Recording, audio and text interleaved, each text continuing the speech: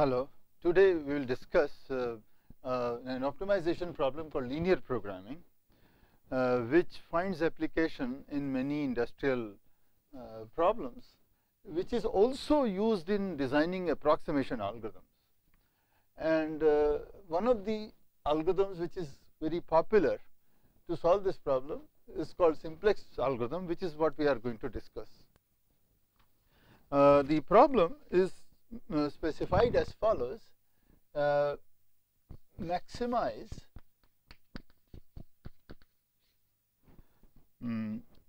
C0 plus Cixi subject to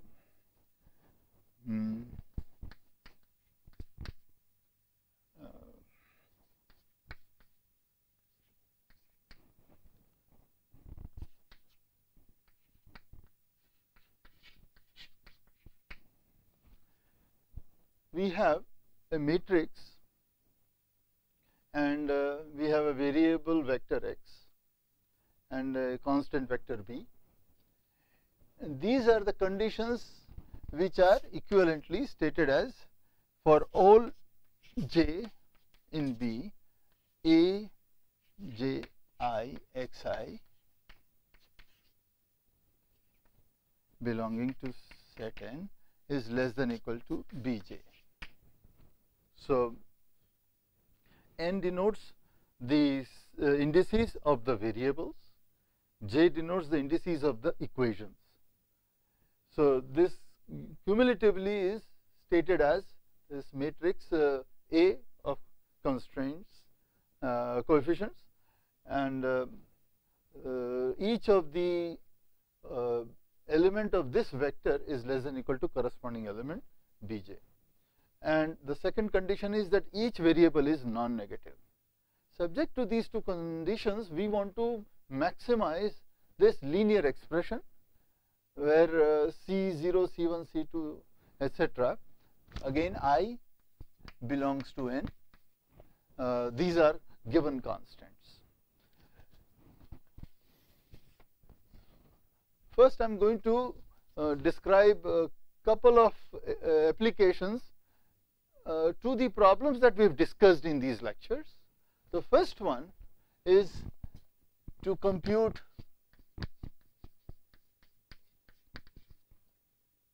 distance or weight of the shortest path from vertex S to vertex T in an edge weighted graph. We assume the weights are non-negative, and we have discussed this early in these lectures, how to compute the shortest distance from a fixed vertex to all the vertices. In our case, we are finding distance to a fixed vertex. So, a linear program can be designed for this in the following fashion. We say that there is a variable, let us say V I for ith vertex.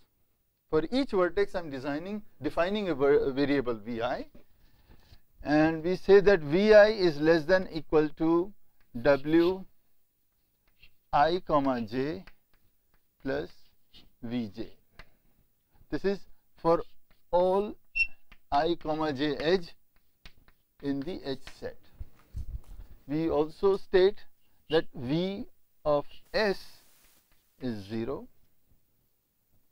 And subject to these conditions, we want to maximize Vt.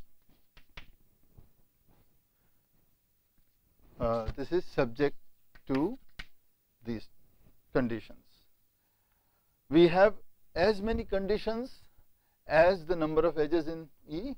In addition to that, non-negativity conditions for the variables, and one can verify that the solution of yeah.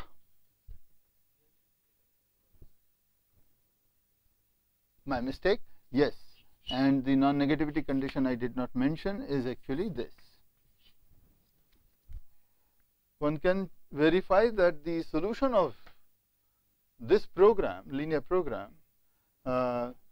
in that the value of Vt will be the shortest distance, the weight of the shortest path from S to T. The other example, example number 2, is for the flow problem. In a flow network, we define variables f x comma y are the variables for all x y pairs,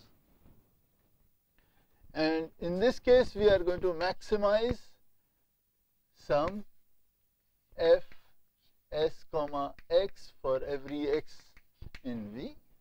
Notice that this is precisely the value of a flow if f x y denotes the flow value on the edge from x to y. Subject to these constraints, which are f of x comma y is less than equal to the capacity of the edge C x y. Further, we want to have f of x comma y equal to minus of f of y comma x. Thirdly, we will have Kirchhoff's law, which says f of x comma y for y, all y in V, equal to 0 for all x's in V minus source and the sink. So these are the standard conditions that a flow should satisfy. Subject to that, we want to maximize the net flow. Notice that our requirements are linear conditions, inequalities or equalities. Now, in this formulation, we express our conditions through inequalities. So one would want to know, how do I express an equation? Suppose I would like to express that some linear expression should be equal to this, as we just saw in our second example. So if I want to express that some alpha should be equal to b, then we can split this into two inequalities. Alpha should be less than equal to b, and minus alpha should be less than equal to minus b. That will ensure that alpha will be set to be equal to b in any solution of this this linear program. Now, in case we want to avoid this condition for a variable, we are not interested in the positive value of a variable, then we can define for that variable xi two new variables, xi prime minus xi double prime. If we substitute for xi this expression, and then if we insist that both of these should be positive as the linear program requires, that will allow me to have both negative and positive values of xi. So this is a very versatile formulation, and many problems can be expressed in this form. Now, let us try to give a geometric perspective to this problem. Let's say you have a two-dimensional plane, a 2D plane,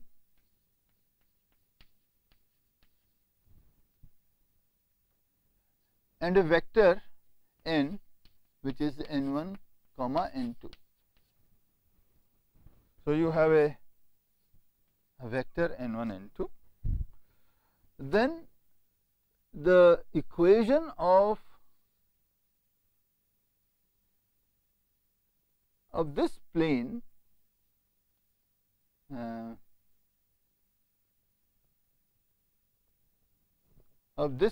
which is perpendicular to this n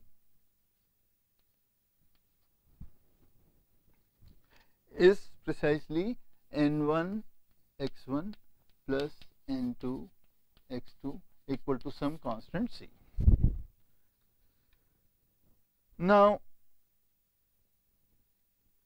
if the position of the plane is moved forward or backward, that would be effectively saying that the constant is changing.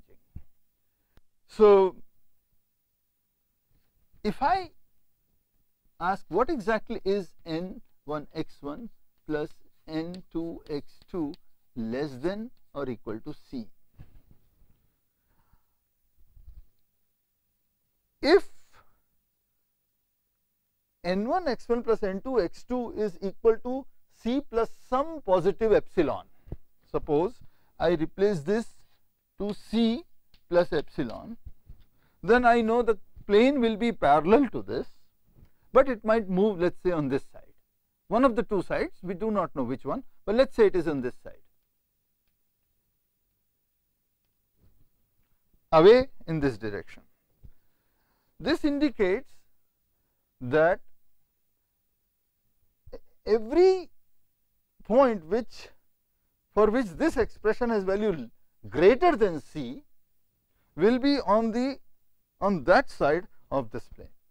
This is the plane corresponding to c, and this one is corresponding to c plus epsilon. So, everything greater than equal to c will be on the other side of the plane, or less than equal to c will be on this side of the plane. In other words, this plane divides the entire space. So, well, my drawing is in 3D, so it should have been actually 3D, but that does not matter. So, the plane actually partitions. So, to be accurate, let me put the third dimension here, and this would be plus n3 x3 equal to c. Similarly, we will have over here plus n3 x3. In d dimensions,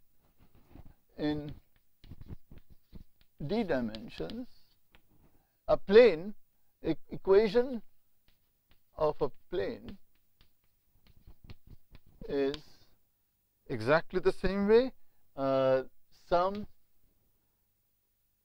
ai xi equal to, say, a constant b. Let us put a b there. Then equation such as ai xi less than equal to b indicates the half space, one side of the entire space, one side of the plane, and that is known as a half space. So, the collection of these conditions, as we have here, we have several conditions here. This one, for example, says for all x comma y. This is for all x comma y. In 2D case,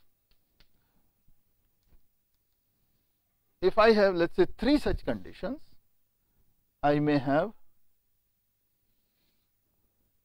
3 half planes. In a 2D, a plane is a line and half plane is one side of the line. So, suppose the conditions say that I must be on this side of this line, I must be on this side of this line. Similarly, I must be on this side of this line. In that case, the region in which I am supposed to stay is this region,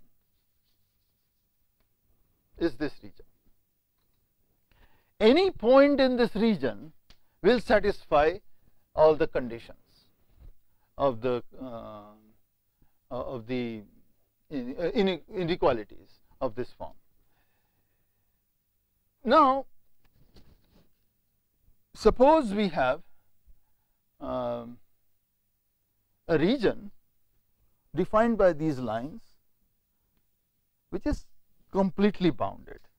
So, it says that you should be on this side of the line, this side of the line, and this side of the line, or in general planes. And let us suppose C as a vector. The C is the condition that we are maximizing. The expression is C0 plus some Ci xi, and let this C1, C2 be the vector C. Let this be vector C. Then this expression is nothing but the dot product of the position vector of that point which indicates a solution and the vector C.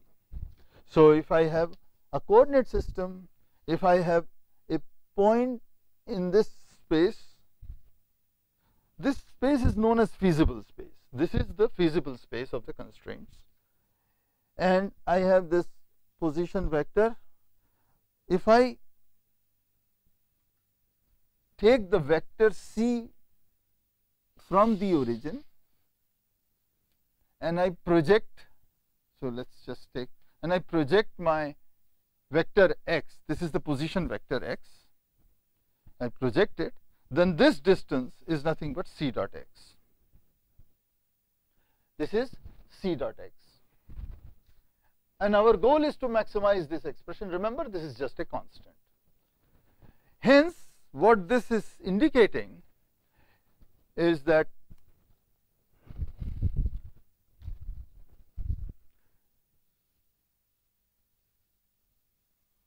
this tells me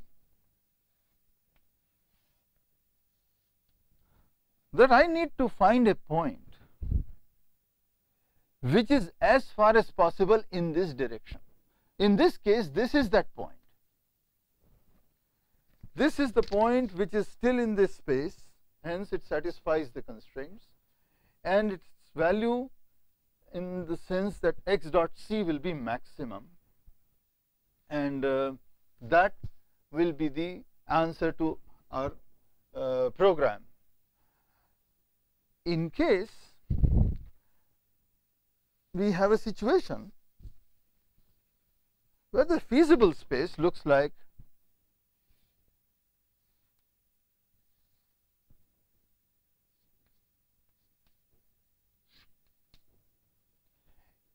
and my C vector is in this direction, then this will be the solution, even though the feasible space is unbounded. In another situation, in this very case, if C vector is this way, then as I proceed, I move along this direction, I will find that the C dot x continues to increase. As a result, we can never find the maximum possible value of this expression, and this situation is indicated as unbounded solution. Although there is a feasible region, there is no point which gives you the maximum value of the expression. Finally, the third situation, can be that we have, let us say, these three planes. This is as an example, and which indicates that I want to be on this side of this plane, on this side of this plane, and on this side of the third plane. in this situation there is no region which is consistent with all the three conditions, in this case the feasible region is empty, and therefore there is no question of any solution, because nothing satisfies our conditions and there is nothing to maximize. Okay, so this is the geometric interpretation of the problem. This format of the problem is known as standard format, and now I am going to restate the same problem, and that is known as a slack form of the problem. Slack format. What we will do is we will take these conditions, each of these, and each of these want us to ensure that the difference, this minus this, must be non-negative. So we are going to introduce one variable for each of these equations, and now we have max C0 plus Ci xi I belonging to n subject to xj equal to bj minus some aj I belonging to n xi for all j belonging to b. B is the index of the equations, and we have introduced new variables called slack variables, xj's, one for each of the equations. Now this condition is equivalent to saying that xj should be non-negative. So we now add conditions that xi should be non-negative for every I in n, and xj should also be non-negative for every j in b. So now we have two sets of variables. One set, sometimes these are called basic variables and these are called non-basic variables. Now we will describe a potential solution called basic solution.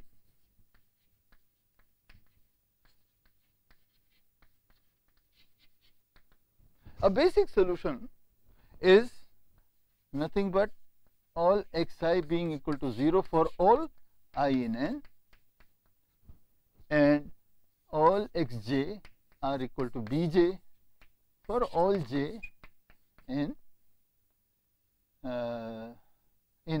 b.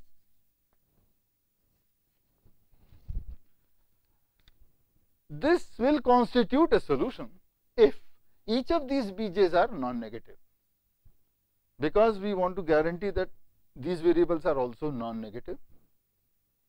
We do have all these, these are also non-negative, and these conditions are satisfied, and that's about all. So this is a possible point in the feasible space. We are not claiming that this is going to be maximum solution. It's a solution which maximizes the object function. So in case all bj's are non-negative, then we can always have one solution called basic solution. Now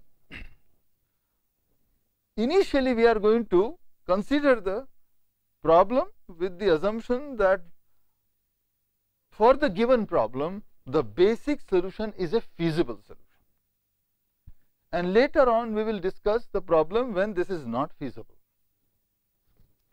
Okay.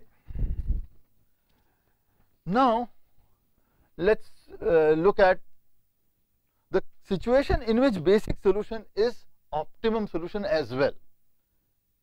Well, suppose each of the CI's, suppose CI's are non-positive for all I in n. In that situation, raising the value of any xi will decrease the value of this expression. Hence, the best bet for maximizing this would be setting xi's to 0. And that is precisely what we do in the basic solution. So, the basic solution is also optimum in this case. Basic solution, if feasible, is also optimum.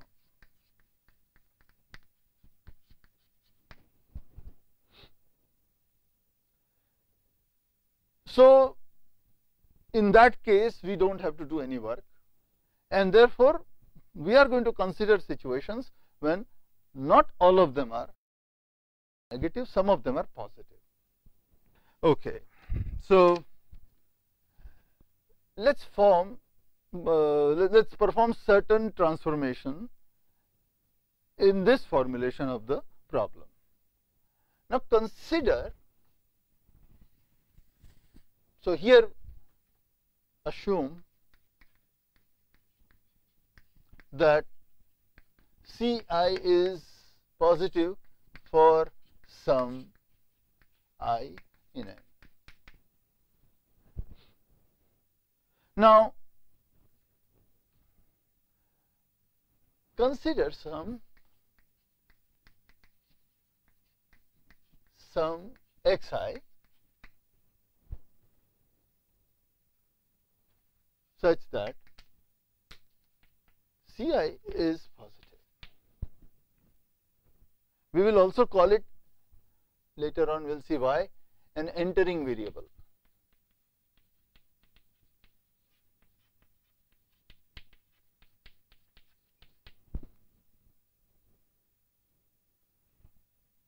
Let us also select some Xj for j in B. So, we also able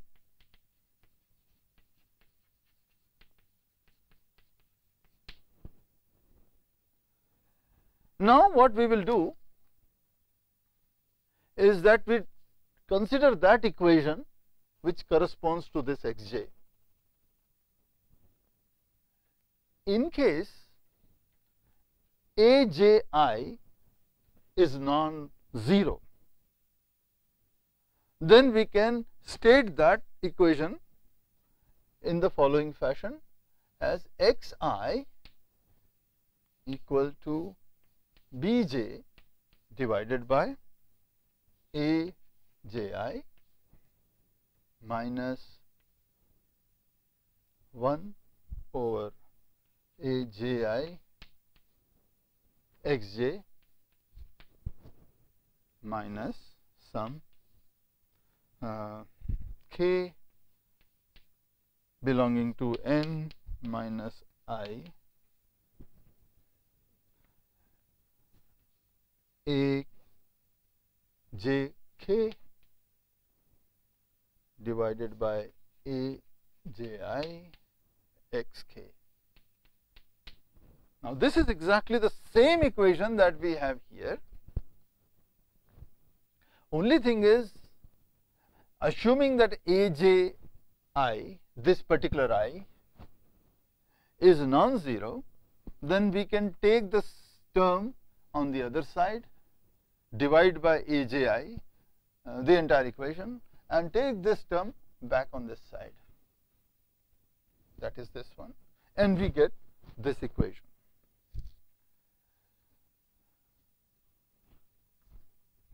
So, here we are putting a condition such that Aj is not 0.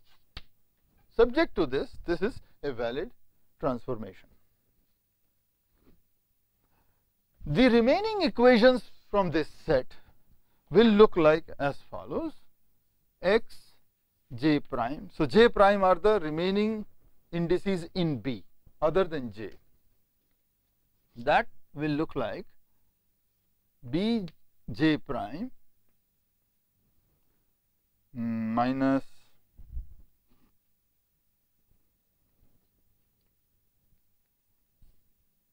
A j prime I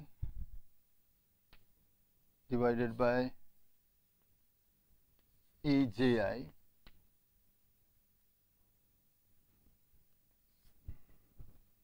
bj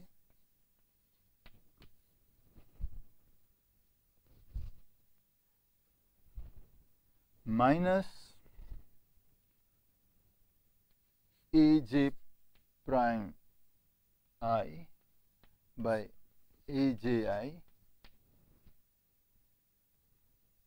xj minus sum of aj prime k plus ajk by AJI xk, k in n minus I.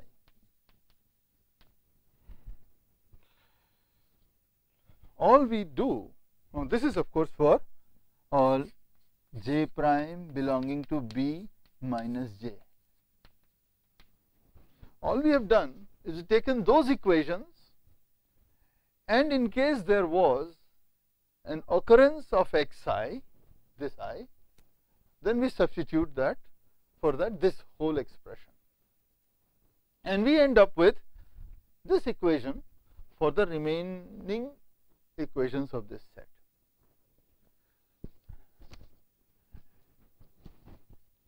Then the third item in the program is the object function.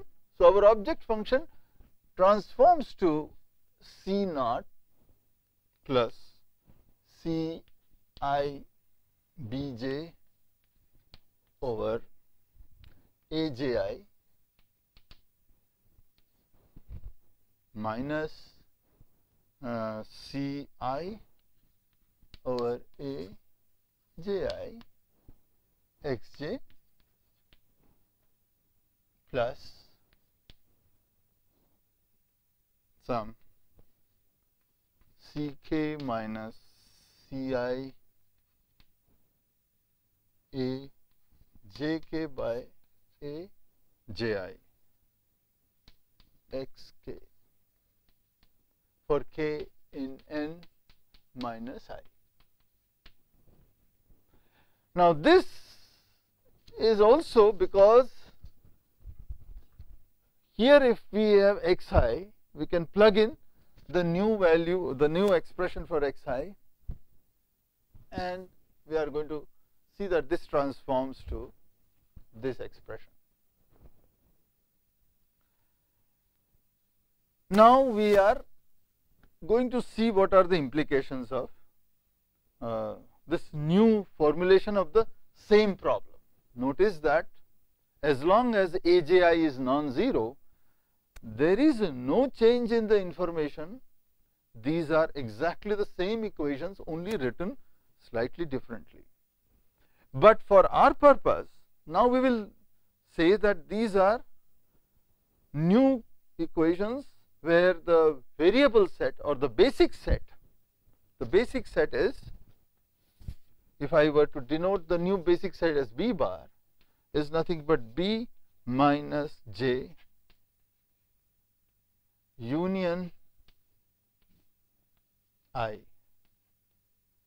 and the non-basic set of variables is N minus I union J. The reason is we have an equation for xi. So, now this corresponds to a variable corresponding to an equation. Hence, this index now goes to set B, that is B bar, and among the variables now we have xj. So, now xj goes to this set n bar. All right. Now, here we have said that AJI should be non-zero. Now, suppose it turns out that AJI is either 0 or negative for every possible j. So, here we have set of equations. We have chosen a specific xi. turns out that for every equation, the coefficient AJI is either 0 or negative. In that case, if we set all the variables other than xi to 0 and set xi to be as large as we wish, the term here will either be 0 if this coefficient is 0, or will become positive because we have a minus sign here and AJI is negative. So this will be positive, hence this will remain positive. So these constraints will remain satisfied. Xi, we have for all xi's all xi primes other than xi are 0. Xi we are taking it to infinity. So if AJI is non-positive for all j in B, then x1 equal to 0, x2 equal to 0, xi equal to infinity, xi plus 1 equal to 0, and so on.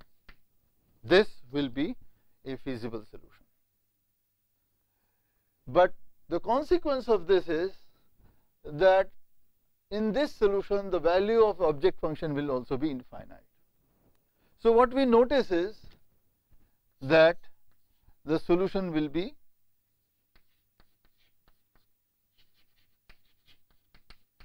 unbounded.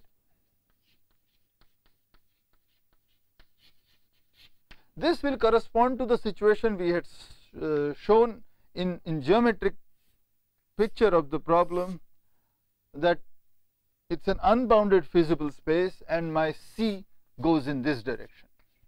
So as I continue to move forward, the solution remains a solution, but the object function continues to grow, and that is what this indicates. So as long as we find a situation such as this for any xi, we know that the solution is unbounded and we can stop. Now let's suppose we have found a j for which aj is positive. It's not supposed to be negative, it's not supposed to be 0. Then we have now suppose AJI is positive. Now under this condition, what is the information we can extract from these equations? So the one thing that we notice is, if we look at this term which corresponds to the B value, the constant value in this equation. Now this value says that Bj prime minus Aj prime I divided by Aj I Bj.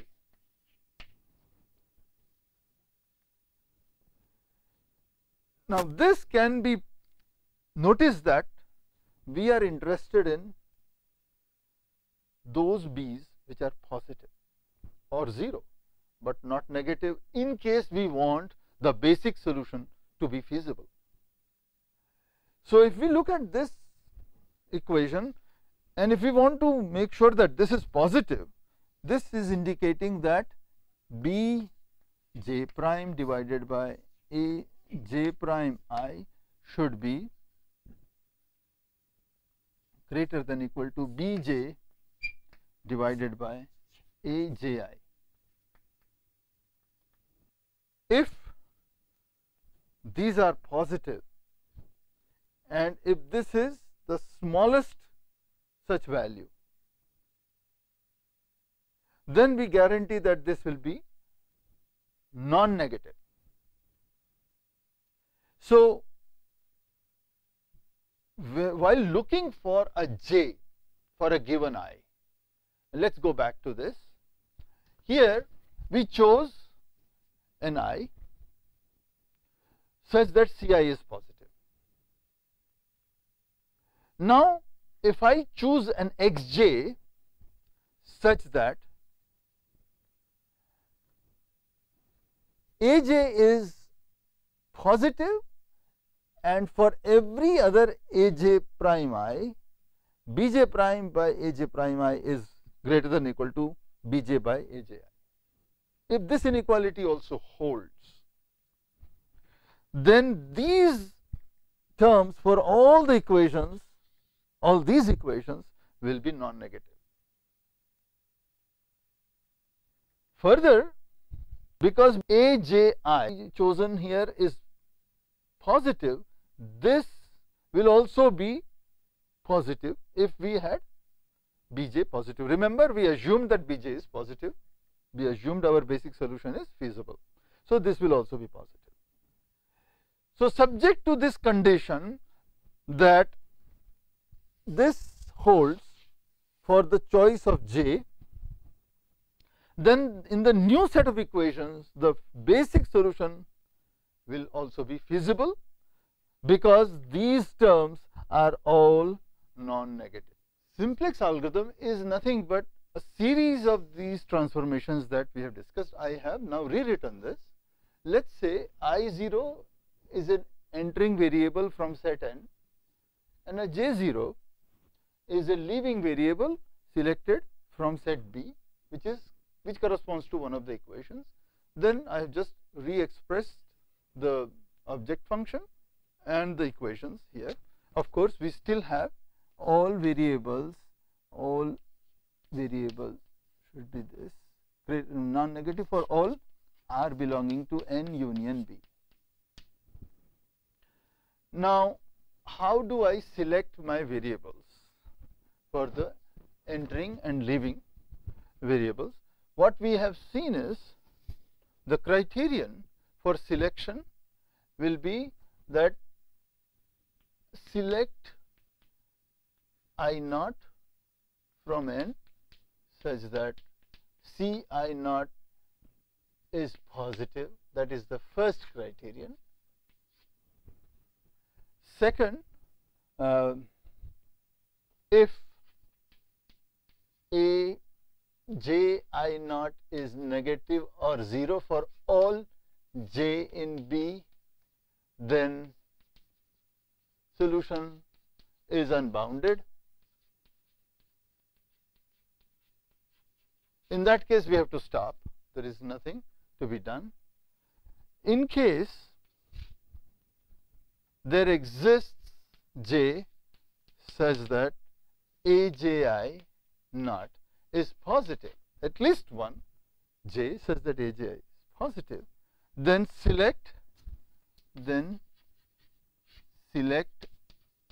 j naught such that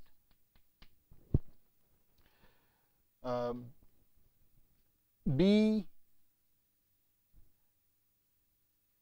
j over Aj is greater than or equal to Bj prime, no sorry, Bj naught divided by A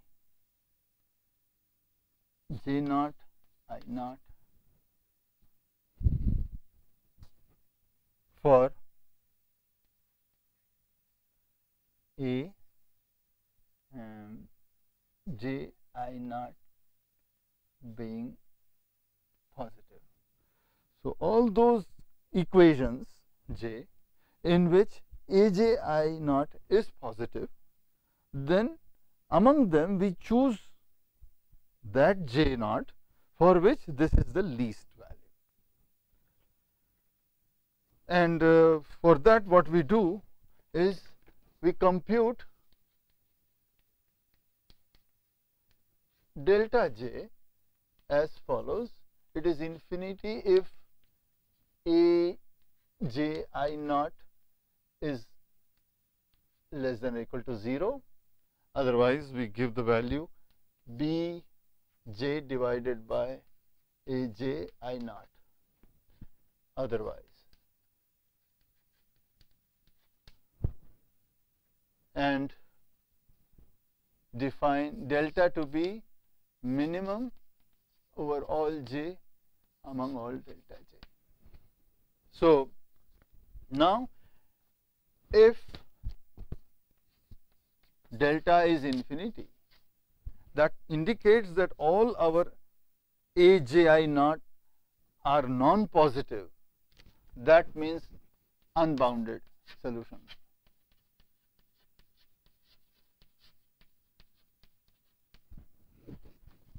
Else, select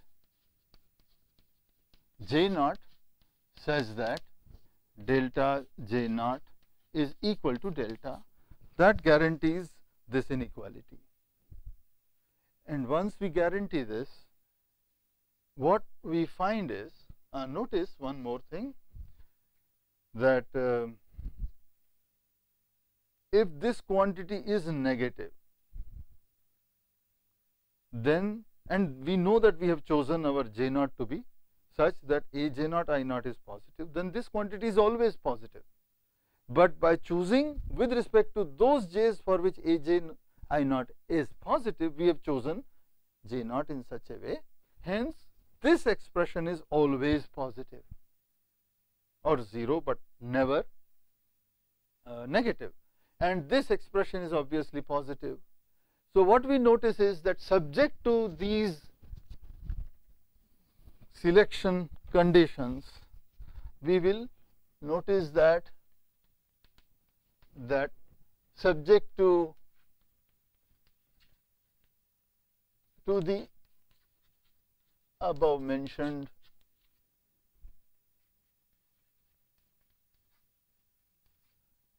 selection method for J naught, the basic solution of the new problem or new version of the problem, which we are denoting as pivot NBABC, solution of pivot NBABC.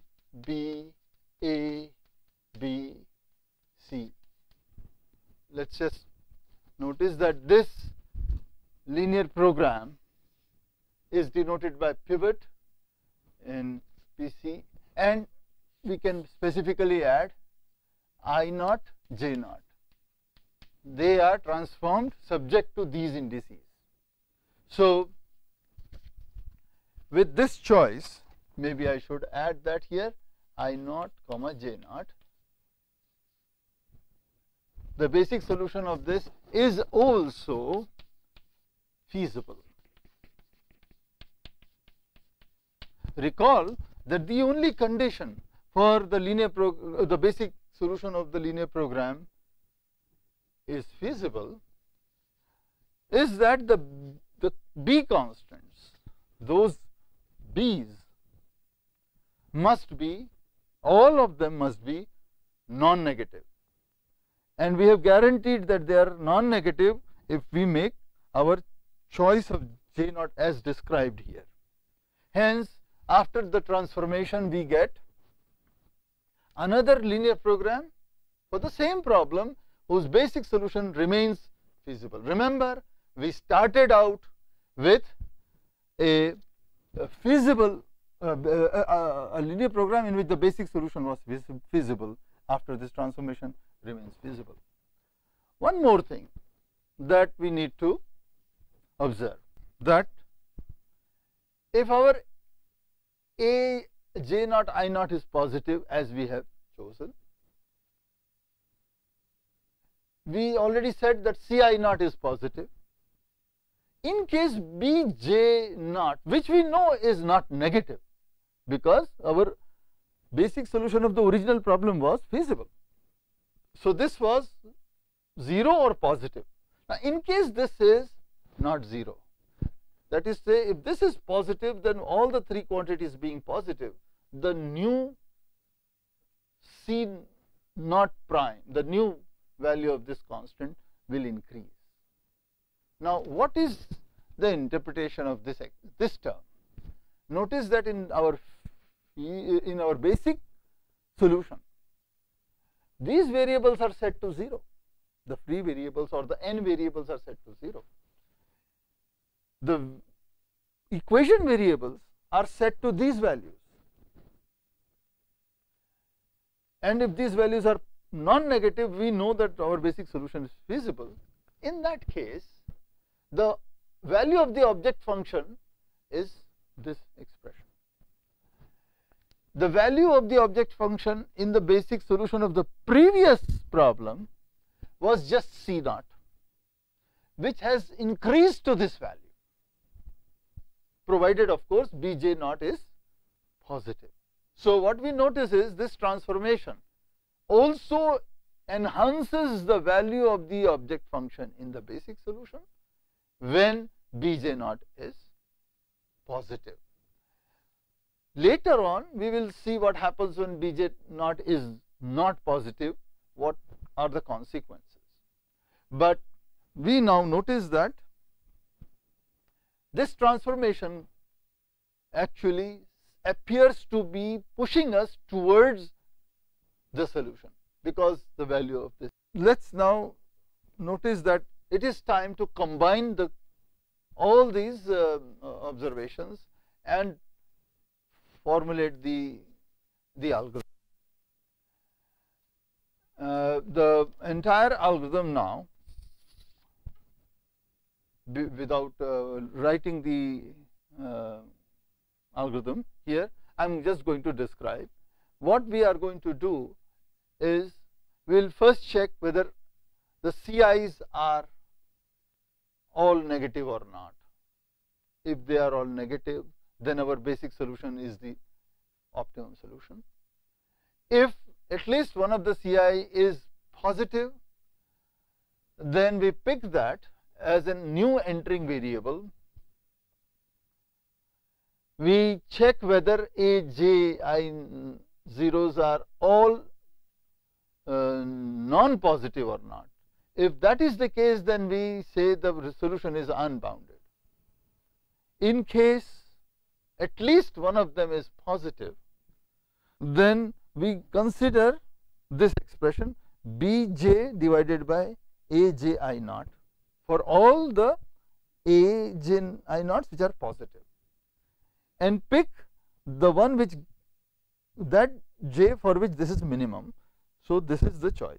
We choose our J naught. Once we have chosen our J naught, we compute the pivot with respect to pivot of the old LP with respect to these variables and write these equations. This equation we have observed will have still a feasible basic solution, and the object function will have greater value if Bj naught was positive. One last comment.